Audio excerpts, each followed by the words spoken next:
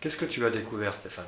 Donc on a trouvé l'horloge arrêtée suite à quelqu'un qui est venu visiter l'horloge et qui a dû toucher un petit peu ce qu'il ne fallait pas, qui a dû certainement peut-être arrêter le mouvement, et quand ils l'ont fait repartir, une dent s'est trouvée en face pile du compas et ils ont forcé légèrement dessus, et je m'aperçois en fait qu'il y a un jeu. Il y a un jeu entre l'axe et Le compas. le compas.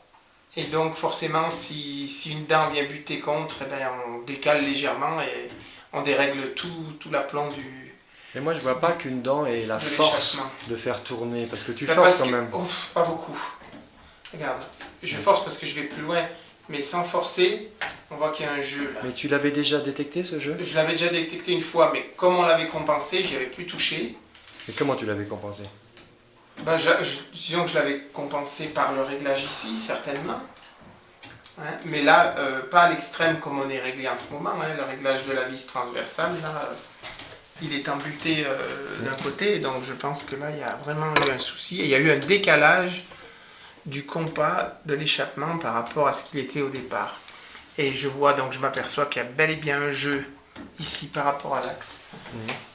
Un jeu non négligeable, hein, de, je dirais bien, au moins 3 mm, si c'est pas plus. Et sur quoi tu penses jouer maintenant pour régler Donc ça? là, pour tenir le tout serré, je pense que ça va être cet écrou-là, on va agir sur cet écrou-là, pour revenir plaquer au maximum le compas et me faire qu'il ne bouge pas, qu'il soit bien fixe par rapport à son axe.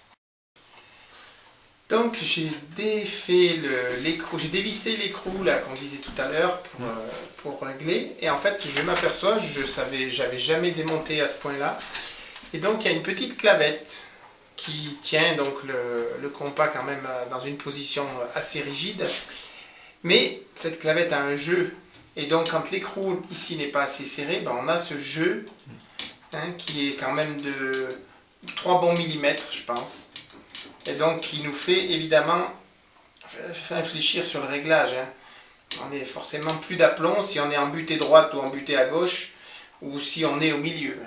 Et quelquefois tu joues sur l'écartement des deux Alors palettes. l'écartement, j'y touche surtout pas parce qu'il est bon. Donc c'est cette vis là qu'on voit au milieu qui règle l'écartement donc des deux pieds du compas. Voilà. Donc c'est sûr que quand je débraye complètement l'horloge, je démonte l'échappement. Si je lâche, l'horloge s'emballe. Il n'y a plus rien qui la retient. Voilà. Et donc les poids descendent à toute vitesse et les aiguilles tournent vite. C'est normal. On n'a plus de régulateur.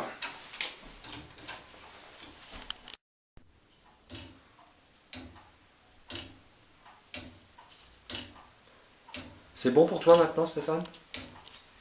Tu vois, je l'écoute, l'horloge, je l'observe et je l'écoute surtout. Et donc, on a tout remis nos réglages d'aplomb, on a pu remettre le compas dans son état, dans sa place, sa bonne place, et bien inséré pour ne pas qu'il y ait de jeu. La clavette joue son rôle aussi, mais il n'y a plus de jeu. Ici, on a repris le réglage au milieu.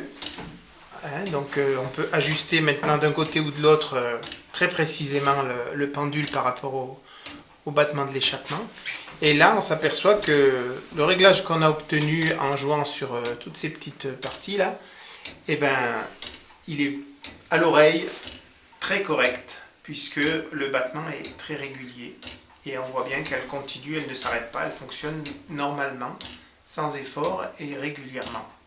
Et tout ça sous 13 kg maintenant. Et avec nos poids allégés, très très allégés, avec seulement 13 kg, qui suffisent compte tenu que nous n'avons entraîné qu'un cadran qui est à l'horizontale et qui est surtout démultiplié au bout au 1/12e, puisqu'on n'a besoin que de la petite aiguille, donc l'effort à fournir est vraiment minime, ce qui explique qu'on peut descendre en poids énormément, quoi.